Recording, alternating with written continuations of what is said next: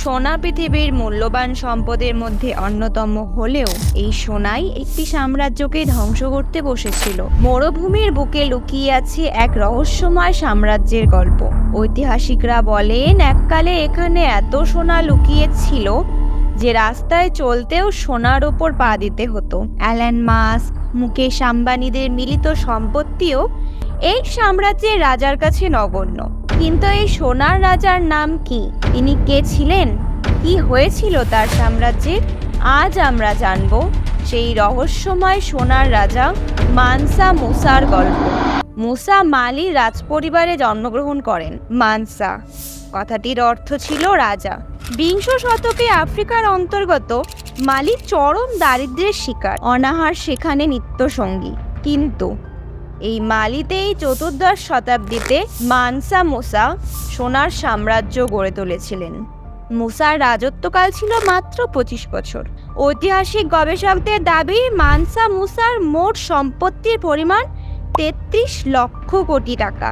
আবার অনেক গবেষক বলেছেন মুসার সম্পত্তির পরিমাণ আরও অনেক বেশি। এত সম্পত্তি, এত টাকা, এত সোনা কোথায় পেলেন মানসা মুসা? তার এই অবিশ্বাস্য আয়ের উৎস কি? উত্তরটি হলো সোনা। আফ্রিকার বিভিন্ন স্বর্ণখনি থেকে সোনা উত্তোলন করে নিজের ভাণ্ডারে রাখতেন মানসা মুসা। তখন বণিকরা আফ্রিকা যেতেন সোনা কিনতে। মুসা এই বণিকদের কাছে স্বর্ণ বিক্রি করতেন। এছাড়াও মুসা নুন, কৃতদাস, মশলাও রপ্তানি করতেন। মধ্যপ্রাচ্য ও ইউরোপের বিভিন্ন দেশে মালি থেকে আসা নুনের প্রভূত চাহিদা ছিল। মুসার বিজনেস মাইন্ড ছিল অসাধারণ। তার বুদ্ধির জোরে রাজকোষ ভরে উঠেছিল সোনার সম্পদে। শোনা যায় মানসা মুসার কৃতদাস ও পরিচারকরা 1.5 কেজি ওজনের সোনার গয়না পরে থাকতেন। তবে শুধু সম্পদ অর্জন করাই নয়, দান করাতেও সিদ্ধহস্ত ছিলেন মুসা। তার দানকর্ম নিয়ে অনেক কাহিনী শোনা যায়। চলুন আজকে মুসার দানকর্মের সাথে জড়িত একটা ঘটনা সম্পর্কে আলোচনা করা যাক। মুসলিম ধর্মাবলম্বী মুসা একবার সিদ্ধান্ত নিলেন তিনি হজ যাত্রা করবেন। তিনি একা যাননি, সাথে নিয়েছিলেন শতাধিক উট, 12,000 চাকর বাকর ও 8,000 অনুগামী। যেখান দিয়ে তিনি যেতেন সবাই অবাক বিস্ময়ে তাকিয়ে থাকত।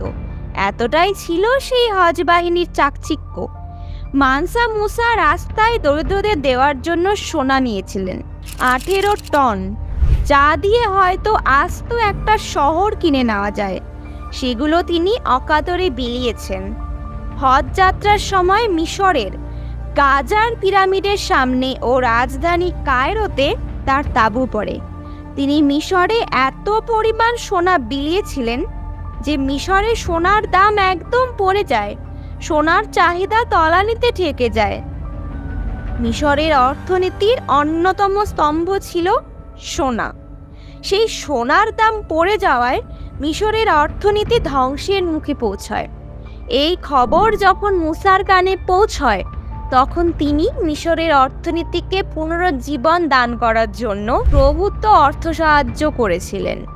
মুসার সাহায্যেই মিশরের অর্থনীতি আবার ঘুরে দাঁড়ায়। তাহলে বন্ধুরা, এটাই ছিল সোনার রাজা মানসা মুসার কাহিনী, যা সময়ের সাথে সাথে কালের অতলে হারিয়ে গেছে। কেমন লাগলো আজকের ভিডিওটি? কমেন্ট করে জানান।